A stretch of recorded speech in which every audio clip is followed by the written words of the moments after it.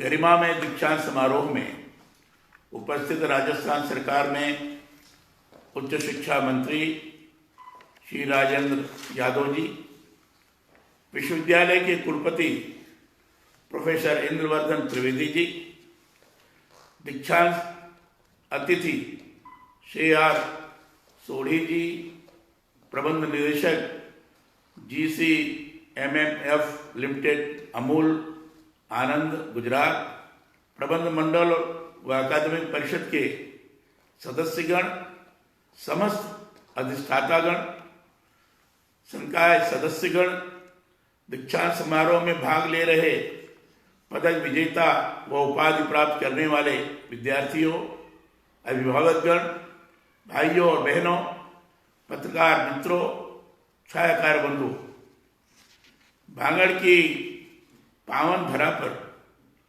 गोविंद गुरु जनजातीय विश्वविद्यालय बांसवाड़ा के इस तृतीय दीक्षांत समारोह में भाग लेकर मुझे बेहद प्रसन्नता की अनुभूति हो रही है। आज दीक्षांत समारोह में डिग्री और पदक प्राप्त करने वाले सभी विद्यार्थियों को मैं बधाई और शुभकामनाएं देते हुए उनके उज्जवल भविष्य की कामना करता हूं। दीक्षांत समारोह विद्यार्थियों के प्राप्त ज्ञान के संस्कार का उत्सव दिन है। भारतीय संस्कृति में संस्कार शब्द का अर्थ ही है शुद्धिकरण। तैत्तिरीय उपनिषद में शिक्षा समाप्ति पर आचार्य की दीक्षांत शिक्षा का उल्लेख मिलता है। मैं समझता हूं भारतीय संस्कृति की वही दीक्षांत शिक्षा आज के दीक्षांत समारोह है। इसलिए इस दिन का विद्यार्थी जीवन में विशेष महत्व है। आज के इस पावन दिन में मैं यह विश्वविद्यालय जिन गोविंद गुरु के नाम से स्थापित है उन्हें भी नमन करता हूं। गोविंद गुरु वागड़ आंचल के ही नहीं, पूरे जनजातीय समाज के मसीहा थे। उस दौर में जब राजस्थान के दक्षिणी क्षेत्र में मुगल अंग्रेज अत्याचारों की बर्बरता की पराकाष्ठा थी, तब लोक शक्ति को जगाने के लिए भक्ति रूपी आंदोलन चलाने का उन्होंने महत्वपूर्ण कार्य किया था। मैं जब भी गोविंद गुरु जी के बारे में पढ़ता हूं, मन में अद्भुत ओज जैसे छा जाता है। उन्होंने संत सभा का गठन कर भीलों को धर्मांतरित होने से ही नहीं रोका, बल्कि राजस्थान में स्वतंत्रता आंदोलन की भी अगुवाई की। यह जानकर ही गौरव की अनुभूति होती है कि 5 लाख लोगों ने उस समय में गोविंद गुरु के नेतृत्व में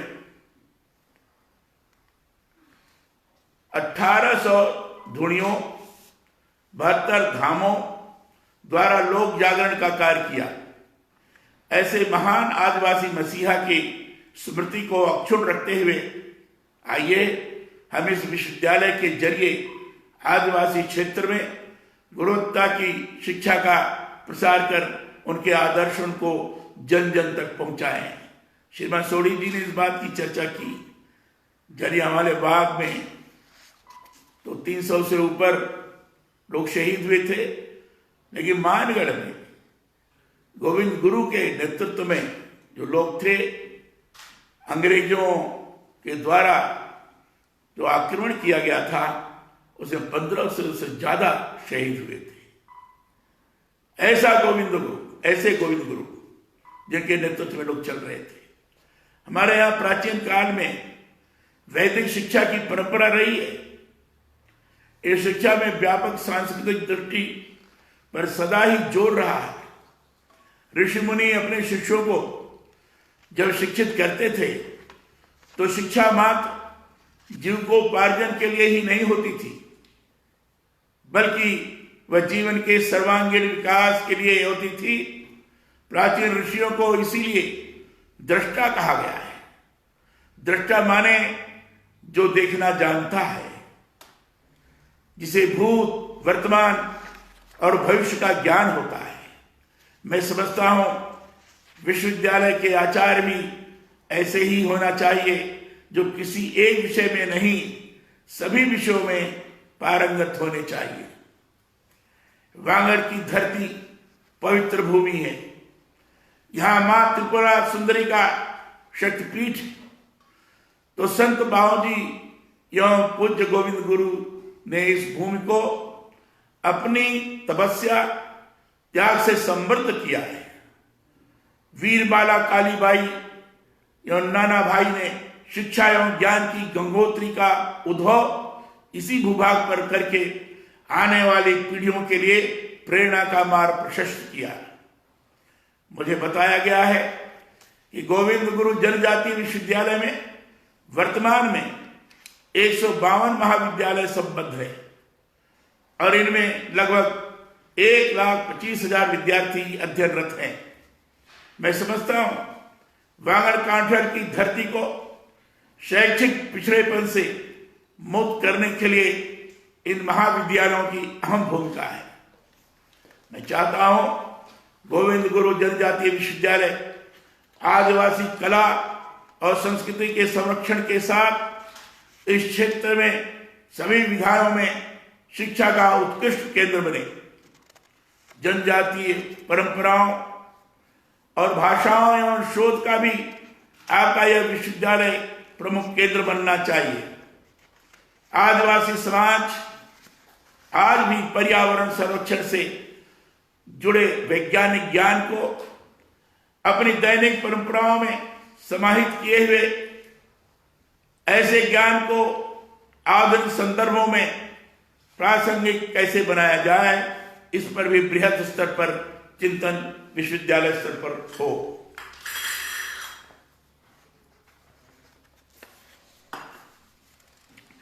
वैसे आदिवासी धरोहर को संरक्षित रखते हुए हमें इस क्षेत्र के स्थानीय उपलब्ध संसाधनों का अधिकाधिक दोहन करते हुए आदिवासी कल्याण के लिए कार्य करें, इस पर भी विचार करते हुए विश्वविद्यालय को कार्य करने की आवश्यकता है।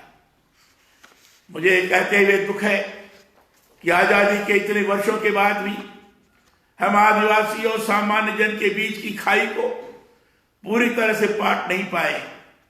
मैं चाहता हूं इस खाई को पाटने के लिए विश्वविद्यालय एक सेतु के रूप में कार्य करे। इसके लिए विश्वविद्यालय में आदिवासी युवाओं को स्वावलंबन से जोड़ने के कौशल कार्यक्रमों पर अधिकाधिक जोर दिया जाए। नई शिक्षा नीति के आलोक में स्थानीय युवाओं में निहित हुनर के विकास के साथ उन्हें कौशल से जुड़े प्रशिक्षण कार्यक्रमों से जोड़ेंगे, तभी इस दिशा में हम सार्थक कुछ कर पाएंगे।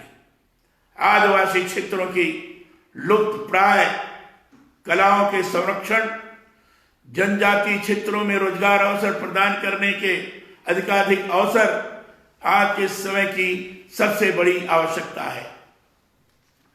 इस दिशा में भी विश्वविद्यालय अपने भविष्य के पाठ्यक्रमों के जरिए प्रयास करे।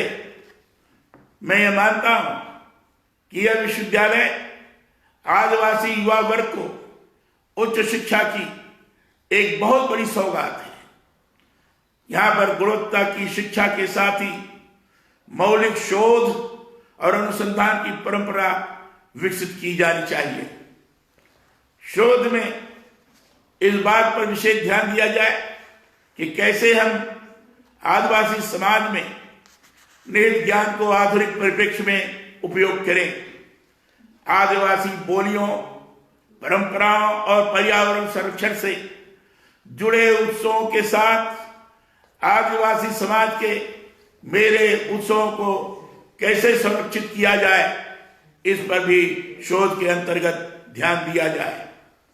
यह जानना मेरे लिए सुखद है कि इस विश्वविद्यालय ने अल्प समय में अध्ययन अध्यापन के साथ परीक्षा प्रणाली में राज्य भर में अपनी विशिष्ट पहचान बनाई है। विश्वविद्यालय द्वारा जनजाति थिएटर के माध्यम से यहाँ की प्रतिभाओं को अभिनय, गीत, संगीत, नृत्य एवं स्क्रिप्ट लेखन आदि विद्याओं का प्रशिक्षण दिए जाने की योजना के बारे में जानकर मुझे अत्यधिक प्रसन्नता हुई है। निश्चित ही इससे यहाँ की नैसर्गिक प्रतिभाओं के विकास को नए आयाम मिलेंगे। मुझे बताया गया है कि युवा पीढ़ी को जनजाति कला संस्कृति परंपरा रीति रिवाज एवं महापुरुषों के जीवन चरित्र से साक्षात्कार कराने हेतु आपके इस विश्वविद्यालय में ट्राइबल म्यूजियम निर्माण के प्रथम चरण का कार्य पूर्ण हो गया है और दूसरा चरण प्रगति पर है। आदिवासी संस्कृति और धरोहर को जानने के लिए बहुत महत्वपूर्ण कदम है, इसकी मैं प्रशंसा करता हूं।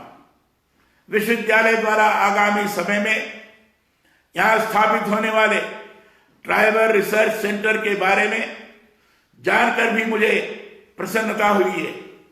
मैं चाहता हूं यह रिसर्च सेंटर देश के उत्कृष्ट अनुसंधान केंद्र के रूप में ख्याति प्राप्त करे। इसके अंतर्गत यहां के समृद्ध प्राचीन वनस्पति और औषधि ज्ञान को अधिकाधिक रूप में सहेजा जाए।